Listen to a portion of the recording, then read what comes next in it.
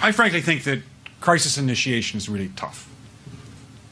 And it's very hard for me to see how the United States president can get us to war with Iran. Which leads me to conclude that if, in fact, compromise is not coming, that the traditional way of America gets to war is what would be best for U.S. interests. Some people might think that Mr. Roosevelt wanted to get us into World War II, as David mentioned. You may recall we had to wait for Pearl Harbor. Some people might think Mr. Wilson wanted to get us into World War I. You may recall he had to wait for the Lusitania episode. Some people might think that Mr. Johnson wanted to send troops to Vietnam. You may recall he had to wait for the Gulf of Tonkin episode. We didn't go to war with Spain until the until the Maine exploded. Girls, delightful in Cuba, stop.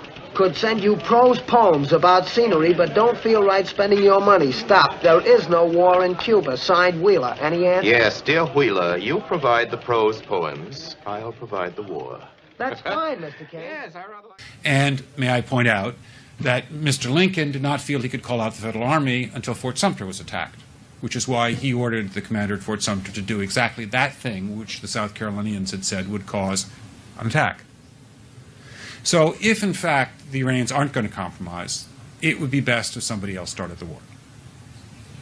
One can combine other means of pressure with sanctions. I mentioned that explosion on August 17th. We could step up the pressure. I mean, look, people, Iranian submarines periodically go down. Someday one of them might not come up. Who would know why? We can do a variety of things if we wish to increase the pressure. There was a dozen ideas proffered how to trigger a war. The one that interested me the most was, why don't we in our shipyard build 4 or 5 irate boats that look like Iranian PT boats, put Navy SEALs on them with a lot of arms, and the next time one of our boats goes through the Straits of Hormuz, start a shoot-up.